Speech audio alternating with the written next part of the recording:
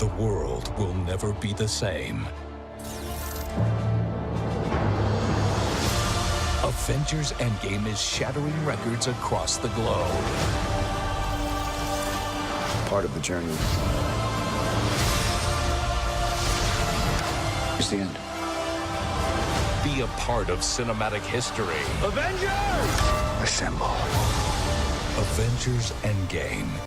ก็จบลงไปแล้วนะสำหรับมหากาพย์ Infinity Saga ไผที่ได้เบิ่งก็ยินดีนำเจ้ารอดจากสปอยแล้วก็มาพบกับค่อย Ghost Gamer คนนี้และมื้อนี้ก็อยู่ในช่วงจมเรื่องหนัง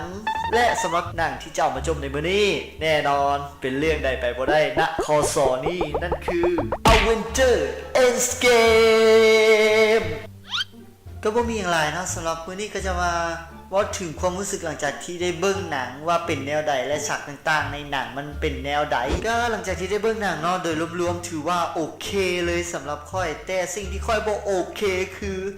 แนทกูตายเฮียคือว่าจากใจเลยในหนังจะเป็นตัวละครตัวใดก็ได้ที่ตายค่อยฮับได้หมดแต่สิ่งที่ค่อยฮับบ่ได้คือขออย่าให้2ตัวละครที่ค่อยฮับตายนั่นก็คือคลินต์บาร์ตันหรือฮอกอายและนาตาชาโรมานอฟหรือแนทหรือแบล็กวีโดถึง2ตัวละครตัวนี้จะบ่มีพลังอีหยังเลิศหรูเลยในสายตาของคนอื่นแต่ในสายตาค่อยนี่แหละคือฮีโร่ตัวจริงถึงว่ามีพลังอีหยังแต่สามารถร่วมเคียงบ่าเคียงไหล่กับฮีโร่คนอื่นๆที่มีพลังเหนือมนุษย์ได้และสาที่ได้ค่อยเสียน้ำตาก็คือมึงเอาตัวละครที่กูฮักทั้งสองอะมาด่าวอร์เมียด่าวให้ความตายคือแบบลึกๆในใจก็ฮู้อยู่แล้วว่าถ้ามาด่าวนี้อีกอะจะต้องมีไผ่ตายแน่นอนสไตล์กับแมนอีหลีไอ้สัสแบบมดคำบรรยายเลยนะแบบเบื้องหนังแล้วกูเฟลสุดๆเลยนะเดี๋ยวซีดราม่าไปก็นี่ไปว่าถึงฉากฮาๆในหนังกันเลยเนาะว่ามีฉากอะไรเนี่ยเดี๋ยวกูจะให้นะเข้าใจว่ากูจะให้อะลงกูจะให้อะเนี่ยกูอยากให้อีหลีเลยเนี่ยคือหลังจากแก๊ง Guardian of the Galaxy ตายไปเนาะเหลือแต่ Rocket ก็ถือว่าถ้าบ่มี Rocket และ Thor และ Rhodey หรือ War Machine ถือว่าหนังเรื่องนี้จะเป็นโทษมนไปค่าย DC เลยทันทีเลยล่ะอย่างเช่นหนังใน Infinity War ถือว่าโคตรดาร์กก็ถือว่าใบกันมาหลายแล้วเนาะเราไปเบิ่งฉากฮาๆในหนังกันเลยว่ามันมีฉากใดแน่สำหรับค่อยนะคุณโรเจอร์ให้ตายสิชุดคนในปีนี้น่าจะเสริมก้นสักนิดใครให้ไปดูก้นตัวนี้ก็มันแฟบอ่ะ เพราะว่าคุณดูดีครับ น่าจะได้รางวัลตูดแห่งอเมริกา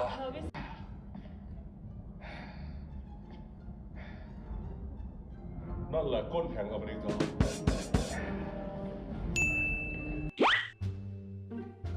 คลินมันอาจจะเลือดลมปัดป่วนหน่อยจากการฝ่าเวลาแต่ไม่ต้องกังวลไปนะเดี๋ยว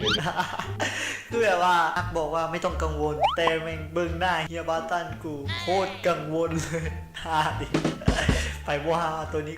กูฮาคนเดียวก็ได้แต่ขอถามก่อนนะถ้าทำสำเร็จแบบว่าไปอดีตได้ทำไมไม่ย้อนไปหาธานอสตอนแบบเบาะแล้วก็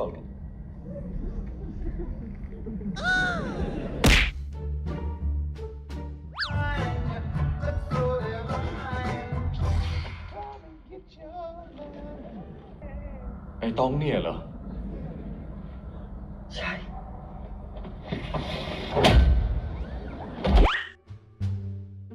อะไรที่กำลังไหลพร่านอยู่ในเลือดข้าตอนนี้ชาไข่มุก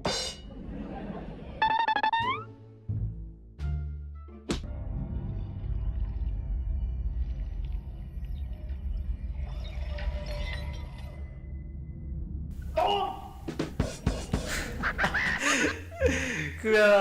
แบบว่าฉากแม่งโคตรบิวดนตรีโคตรบิวมันบอกคำว่าตุ้มคำเดียวแบบยังฮานะแบบขอข้อมูล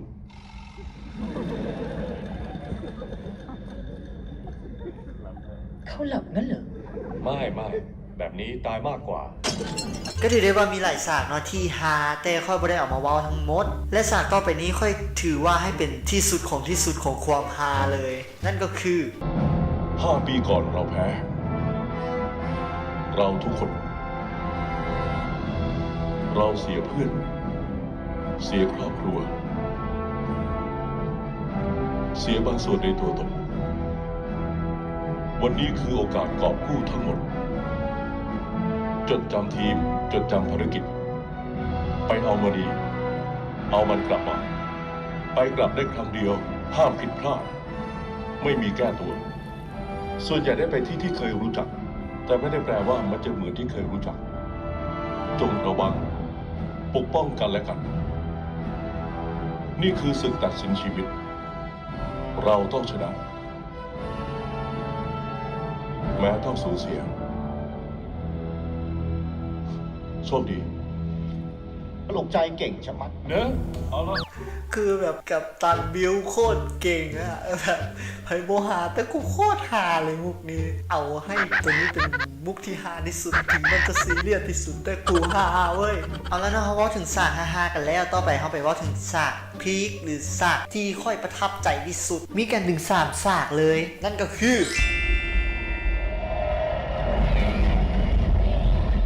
คุณจะฝ่ากองทัพมันไหวอ่ะอย่าห่วงเลย กองหนุนมาแล้ว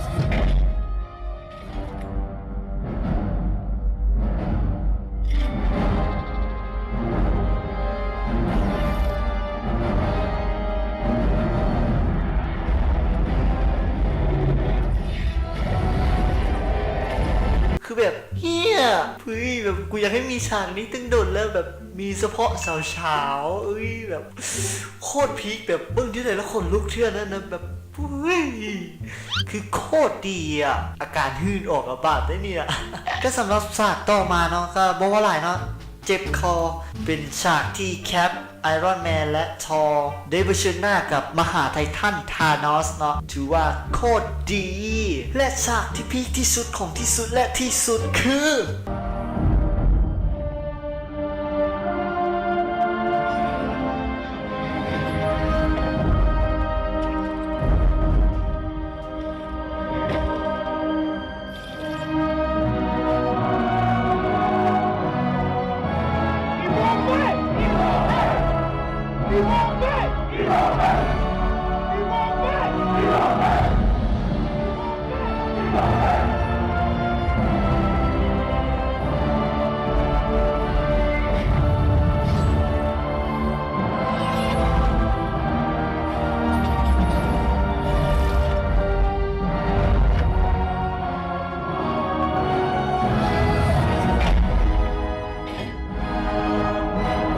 นี่เขาหมดแล้วเหรอ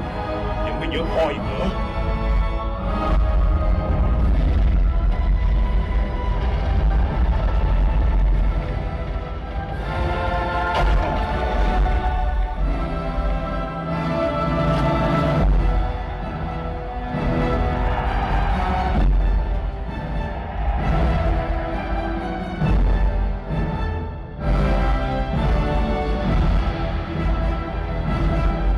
เอาเวนเจอร์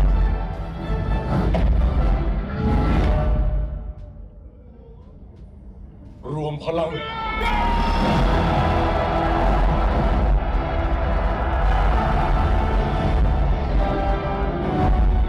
ก็พอฮู้อยู่แล้วว่าจะต้องมีฉากแบบนี้ แต่บ่คิดว่าจะเฮ็ดได้ดีขนาดนี้จึงไหนก็ขอชมเชยเจ้าเฮ็ดได้สุดยอดอีหลีแบบเอาใจกูเลย มีร้อยให้ร้อยมีล้านให้ล้านสุดท้ายนี้เนาะถึงเจแนทจะตายไป แต่เจเพิ่นก็มีซีรีส์ที่กำลังจะเข้าฉายในเวๆนี้ทาง Netflix หวังว่าจะเป็นนักแสดงคนเดิมต้องสกาเลตต์โจแฮนสันเท่านั้นฮันสันกูไม่อยากติดตามเลยจริงๆ แล้วก็ซีรีส์ของโลกิพอโอเคก็จบกันไปแล้วนะสำหรับคลิปจมเรื่องหนัง Avenger Endgame เป็นจังไดถึกใจกันหรือบ่ถ้ามากใครอย่าลืมกดไลค์กดซับกดแชร์ตามเคยเนาะสำหรับวันนี้ก็จะมาจมตามสไตล์ Ghost Gamer คนนี้บ่พอใจจังใดก็สามารถแสดงความคิดเห็นของท่านมาที่ลุ่มคอมเมนต์ได้เลยสำหรับวันนี้ไปก่อนบ๊ายบาย